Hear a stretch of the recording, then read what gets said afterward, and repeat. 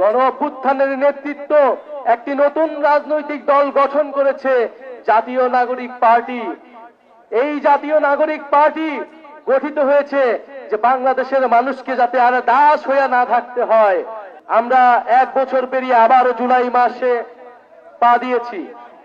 আপনারা জানেন 2024 সালে এই গত বছর মাত্র কয়েকদিন আগেই আপনাদের ছেলেরা, আপনাদের মেয়েরা, আপনাদের ভাই বোনেরা, আমরা সকলে মিলে রাস্তায় নেমেছিলাম। ন্যায্য অধিকারের জন্য আমাদের উপর নির্বিচারে গুলি চালানো হয়েছিল, গুম করা হয়েছিল, কিন্তু মানুষ সেটা মেনে নেয়নি।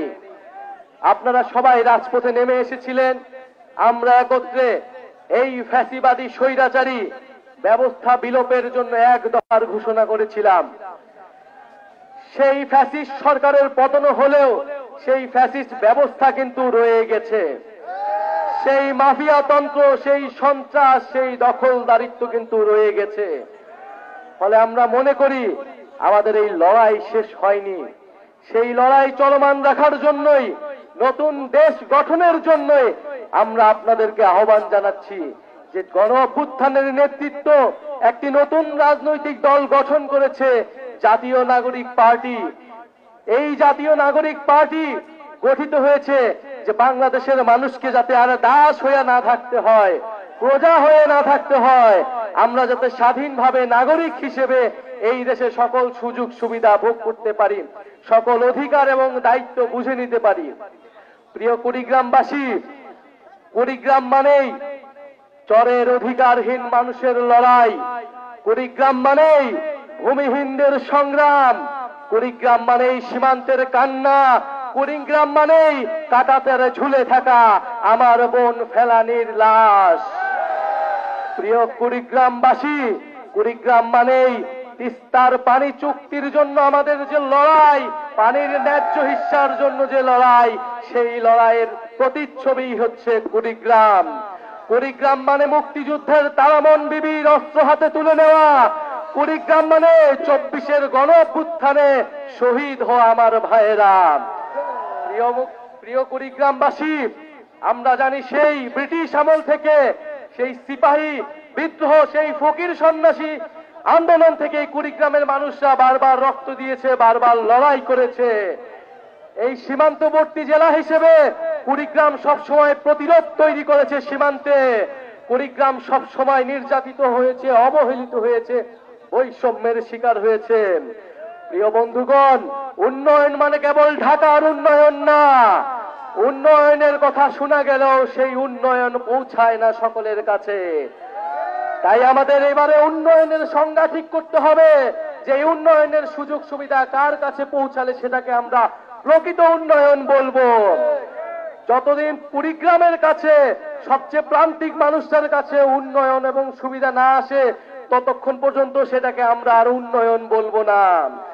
প্রিয় কুড়িগ্রামবাসী, আমরা চাই কুড়িগ্রামে শিক্ষা, স্বাস্থ্য, আমরা চাই কাজের অধিকার, আমরা চাই যোগাযোগ ব্যবস্থার উন্নয়ন, আমরা চাই তথ্য প্রযুক্তির উন্নয়ন, আমরা চাই নতুন প্রজন্ম কর্মসংস্থান পাবে, শিক্ষিত হয়ে উঠবে এবং একটা মর্যাদার কুড়িগ্রাম গড়ে উঠবে। পুরো বাংলাদেশের বুকে কুড়িগ্রাম একটি উন্নত মর্যাদাপূর্ণ জেলা হিসেবে প্রতিষ্ঠা পাবে। সেই জন্য জাতীয় নাগরিক পার্টি আমরা কুড়িগ্রামবাসী নিয়ে, আপনাদের নিয়ে সেই লড়াইটা করতে চাই।